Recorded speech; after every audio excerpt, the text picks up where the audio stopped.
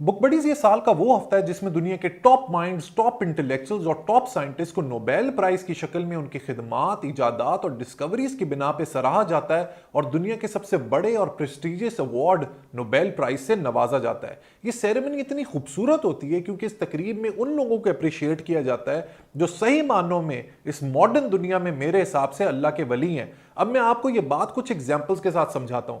Alexander फ्लीमिंग, जिनको 1945 में Nobel prize for medicine मिला था, वो पहले साइंसदान थे जिन्होंने दुनिया की पहली एंटीबायोटिक पेनिसिलिन को दरियाफ्त किया। अब इमेजिन के पिछले 70-75 साल से इस एक पेनिसिलिन की वजह से, इस एंटीबायोटिक की वजह से कितने करोड़ों लोगों की जानें बची हैं। Isn't this a great service to humanity? इसी तरह ब्रिटिश डॉक्टर रोनाल्ड रॉस, जिनको 1902 में, और चाइनीज केमिस्ट टू यू, जिन्हें 2015 में नोबेल प्राइज फॉर मेडिसिन मिला अपने पाथ ब्रेकिंग काम की वजह से, जो उन्होंने मलेरिया की बीमारी को इरेडिकेट करने के लिए किया।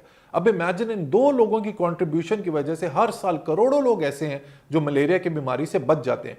इसी तरह शुगर के पेशेंट्स के लिए लाइफलाइन ड्रग इंसुलिन भी दो साइंसदानों ने इजाद की, जिनका नाम था grant Bentinck and James McLeod, जिन्हें 1923 का नोबेल प्राइज फॉर मेडिसिन मिला। Just look at the contribution and services of these scientists towards humanity. इंसानियत के लिए कितना बड़ा काम करके चले गए हैं ये लोग। That's why I hold them in high regard. अब दोस्तों, मुशाहिदे की बात यह है कि 1901 से जब से नोबेल प्राइज मिलना स्टार्ट हुआ है, तब से अब तक यानी कि 2020 तक, इन 120 सालों में सिर्फ 12 दफा किसी मुसलमान को यह प्राइज मिला है। और इस 12 में से अगर मैं पीस और लिटरेचर का प्राइज निकाल दूं तो सिर्फ 3 ऐसे साइंसदान हैं जिनको नोबेल प्राइज मिला है, जिसमें से एक है अहमद जिवेल फ्रॉम इजिप्ट, एक है अजीज सेंकार फ्रॉम टर्की और एक है प्रोफेसर अब्दुल सलाम फ्रॉम पाकिस्तान। अब पाकिस्तान के कॉन्स्टिट्यूशन के हिसाब से अब्दुल सलाम एक मुसलमान नहीं है, तो फिर बाकी बचते हैं सिर्फ 2। तो इसके सिर्फ 2 साइंसदान हैं 120 सालों में जिनको साइंटिफिक कंट्रीब्यूशन की वजह से प्राइज मिला है। और मजे की बात यह कि इन 3 साइंसदानों में से किसी एक ने भी अपने मुल्क में रह के, अपने मदरलैंड में रह के कोई भी साइंटिफिक कंट्रीब्यूशन नहीं की, क्योंकि उनके मुल्क में उनकी कोई पहचान नहीं है, कोई उनको अपॉर्चुनिटीज नहीं मिली। ये जो 2 का नंबर है, इसको अगर आप रियलिस्टिकली देखें तो it's a slap on our face, जो हमें आईना दिखा रहा है कि और करो तावीज गंडों पे बिलीव, रिवायात की पैरवी और बगैर सोचे समझे जिंदगी का कयाम। इसी सोच के हवाले से इकबाल साहब ने क्या खूब कहा है कि ज़मीर मगरिब है ताजराना, ज़मीर मशरिक है राहबाना। इसका मतलब ये कि जो वेस्ट है वो प्रैक्टिकलिटी पे बेस्ड है, वो ट्रेड पे बेस्ड है, और जो हमारी सोसाइटी है वो ट्रेडिशंस में फंसी हुई है। वहां दिगर गुए लहजा लहजा, इसका मतलब है कि वहां हर सेकंड सिचुएशन चेंज होती है, वो बहुत ही वाइब्रेंट सोसाइटी है। वहां दिगर गुए लहजा लहजा, यहां बदलता नहीं जमाना। यहां पर जमाना ही जमाना चलता रहता है और कोई बदलाव नहीं आता, कोई चेंज नहीं आता। सो दोस्तों, आज की वीडियो में मैं आपको वो रीजंस बताऊंगा जिसकी वजह से हम साइंस और टेक्नोलॉजी की दुनिया में मुसलमान इतने पीछे रह गए। वो इसलिए ताकि हम अपनी आंखें खोल सकें और अपनी डायरेक्शन, अपनी सिमत को दुरुस्त कर सकें। सो मेरे साथ बने रहिए और चैनल को सब्सक्राइब करना और बेल आइकन दबाना मत भूलिए।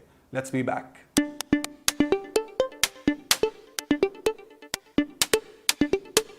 दोस्तों, आपको यह सुन के हैरानगी होगी कि एक दौर ऐसा भी था जब मुसलमानों का साइंस की दुनिया पर राज था। 9वीं से 13वीं सदी के दरमियान जब यूरोप डार्क एजेस में डूबा हुआ था, उस वक्त मुसलमान साइंसदान इल्म और साइंस की दुनिया की बुलंदियों को छू रहे थे।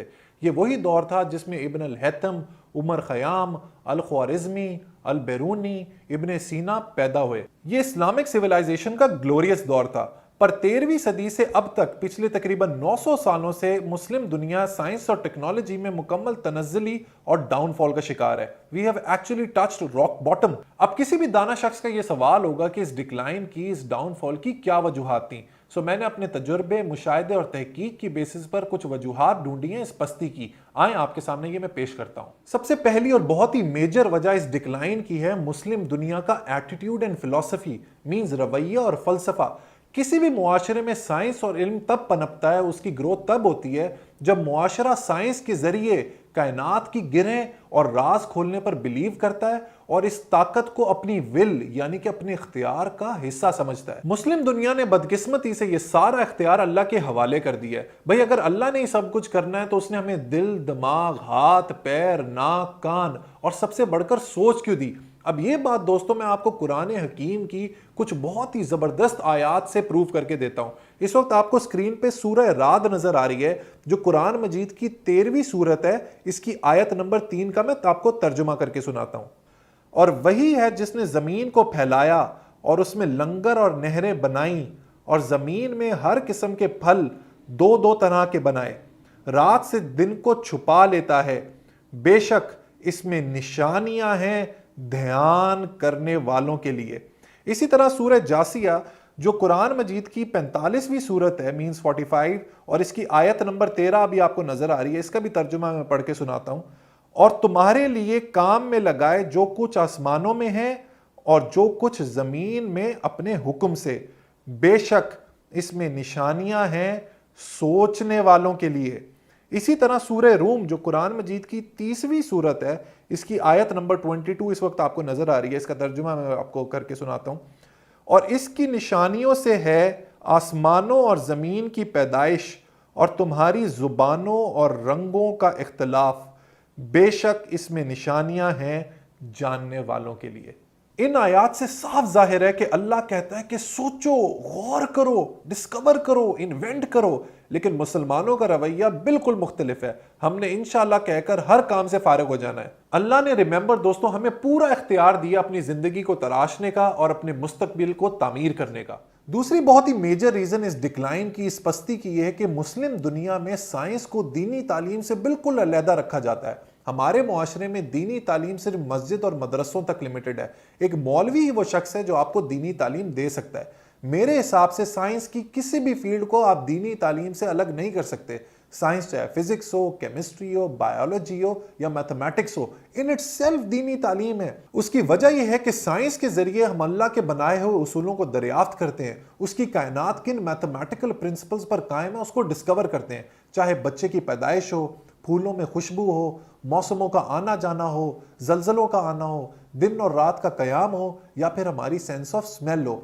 इन प्रोसेसेस और फिनोमेना को सही तरह समझ कर ही हम मजहब परस्ती को छोड़कर दीन को सही मानों में समझ सकते हैं। अब क्योंकि मुस्लिम दुनिया के तालीमी निज़ाम में साइंस, तहकीक, रिसर्च और मुशाहिदे की कोई ज़्यादा अहमियत नहीं है, इसी वजह से यहाँ ज़्यादा साइंटिस्ट पैदा नहीं होते। तीसरी और आखिरी रीज़न मेरे हिसाब से है लैक ऑफ पॉलिटिकल विल। मुस्लिम दुनिया की जो ज़्यादातर पॉलिटिकल लीडरशिप है, उनका वो विजन ही नहीं है जिसमें वो R&D या रिसर्च एंड डेवलपमेंट के ऊपर एक्सपेंस करें। इसमें मैं आपको एक ज़बरदस्त स्टैट बताता हूँ कि दुनिया में 57 मुस्लिम ममालिक हैं जो दुनिया की आबादी का 25% बनाते हैं, लेकिन रिसर्च एक्सपेंडिचर के हिसाब से हमारे सब का मिला के कंट्रीब्यूशन सिर्फ 2.4% है। हम लोग अपने मसलों में इतने उलझे रहते हैं, ज्यादातर किंगशिप है, मोनार्की है, टर्मोइल है, डेमोक्रेसी है भी तो वो इतनी फिकल है, इतनी शैबी है, इतनी नाजुक है कि उनको अपने मसलों से फुर्सत ही नहीं होती, तो वो R&D में, साइंस एंड टेक्नोलॉजी में क्या इन्वेस्ट करेंगे। हमारे मुल्क में आप देख लें कि साइंस एंड टेक्नोलॉजी के वजीर वो हैं जिनका कोई साइंस एंड टेक्नोलॉजी का बैकग्राउंड ही नहीं है। सो दोस्तों, वीडियो को बनाने का मकसद किसी को डिग्रेड या बिलिटल करना नहीं था, बल्कि मैं चाहता था कि प्रॉब्लम की आइडेंटिफिकेशन करूं, उसके कॉजेज बताऊं और वीडियो के लास्ट में इसका सोल्यूशन भी आपको बता दूं। सो सोल्यूशन दोस्तों ये है कि गवर्नमेंट से आपने कुछ भी एक्सपेक्ट नहीं करना। You have seen the last 70 years, पिछले 70 सालों में हमारी गवर्नमेंट्स ने जो किया और आगे भी जो करेंगे, it's totally a hopeless case. तो आपने करना यह है कि आपने अपनी डेस्टिनी को, अपनी किस्मत को खुद क्राफ्ट करना है। Remember, luck is when preparation meets opportunity. अपने फ्यूचर को खुद बनाएं, अपने प्रेजेंट को अपने हाथ में लें, अपने आप को ट्रांसफॉर्म करें, अपने आप को बिल्ड करें, अपने आप को डेवलप करें, अपने आप को नर्चर करें, और साइंस और टेक्नोलॉजी के थ्रू करेंगे तो आई कैन गारंटी आपका फ्यूचर बहुत ही सेफ होगा और सक्सेसफुल होगा। मेरी बुक बडीज आपसे रिक्वेस्ट है कि हमारे हीरोज बॉलीवुड, लॉलीवुड, जियो टीवी या हम टीवी के किसी ड्रामे से नहीं होने चाहिए, बल्कि हमारे नेशनल हीरोज होने चाहिए रिसर्चर्स, लिटरेचर के लोग और साइंसदान। अगर हम इन लोगों को आइडियलाइज करेंगे तो I can guarantee we will have a bright future together. Until next time दोस्तों, let's read, learn, progress in self actualize. Let's read Pakistan.